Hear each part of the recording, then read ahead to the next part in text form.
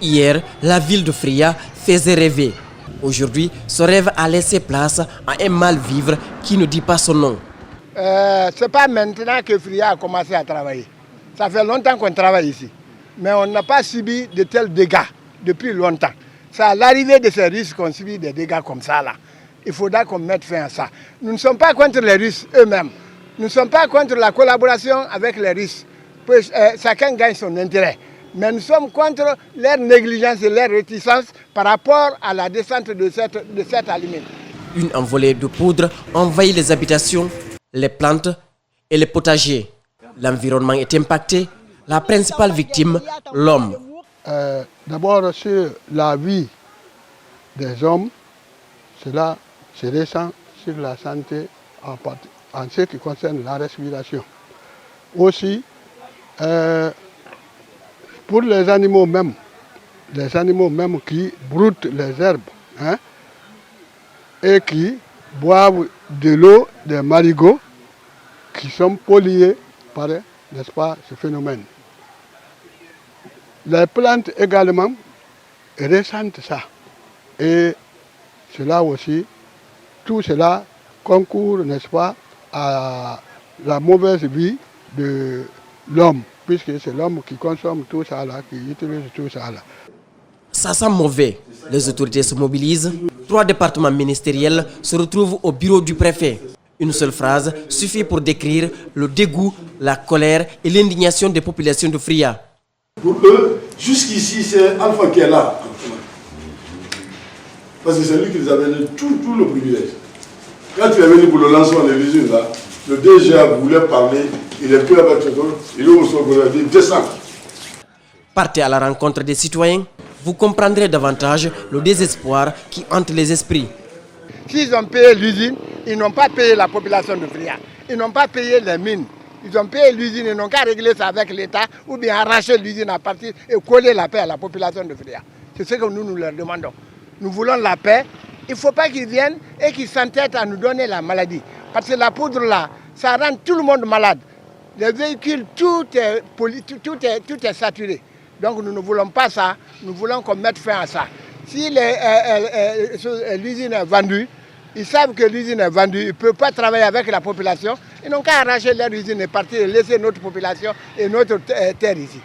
Mais Roussal ne semble pas mesurer le ressenti des populations.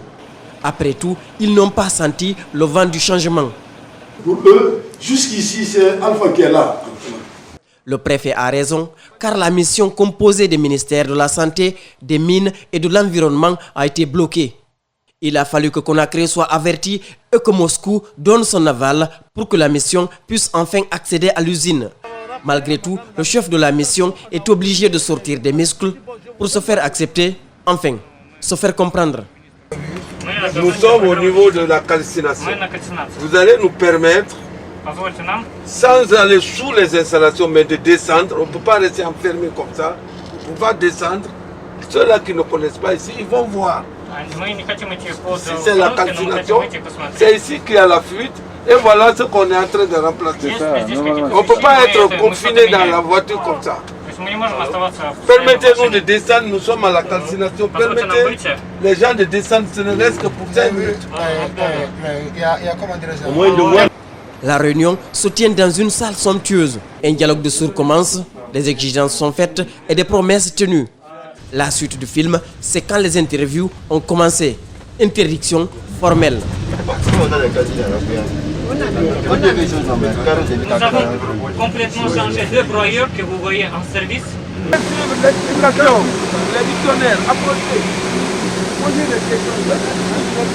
Non, non, Boban, ça serait la même question. Tu vas dire là-bas, après il va parler. Et je crois. Hein? De toute façon, il pouvait accepter ça, c'est pas un problème. Ou bien, est-ce que filmer ici, c'est un problème? Allons, s'il vous plaît, on a parlé après. On fait le tour après. Un tour à l'hôpital pour mesurer l'autre impact de la pollution. Le diagnostic ne souffre d'aucune ambiguïté. L'inhalation de cette poussière-là, ce n'est pas du tout bien pour la santé d'une personne. Je vous dis, même vous qui êtes venu là, pour ce bref de temps, vous avez inhalé quelque chose. Il y a les risques très très précoces et les risques tardifs. Et donc c'est de ça que je parlais, les conjonctivites, les rhinites allergiques, tout ça. Là. Vous avez les enfants qui tous en longueur de journée, vous donnez tous les produits que vous donnez, mais ça ne résout absolument rien. Et ce qui est arrivé, c'est qu'on mourra d'un cancer qu'on appelle la silicose.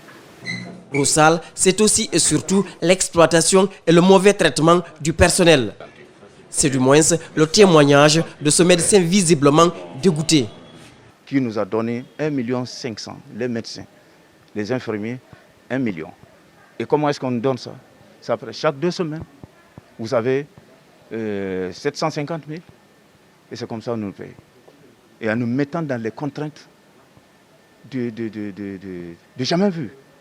Le chef de la mission reprend la parole. La pollution de l'environnement provient de l'usine. La vétusté, le manque d'investissement dans les infrastructures, les difficultés d'acquisition de pièces, le filtre qui devait empêcher l'électrophite, passez-moi, merci de me passer le nom, qui manque et qui laisse passer la poussière, l'envolée de poussière. La grève des travailleurs de l'usine de Fria avait fait date en 2012. À l'époque, c'est comme si la vie s'est arrêtée net dans la préfecture. Le directeur ne l'oublie pas non plus. Nous savons quand l'usine a été fermée, les 6 ans, ce que ça coûtait à la population. Nous mesurons vraiment l'importance de l'usine. Mais nous profitons de l'occasion pour dire à cette société d'améliorer les conditions des travailleurs, d'améliorer, n'est-ce pas, l'installation, de financer le matériel et de diminuer tant que possible cette pollution. L'apport de l'usine dans l'économie des habitants de Fria n'est pas à négliger. Sauf que la population meurt à petit feu. Ça aussi, ce n'est pas non plus à négliger.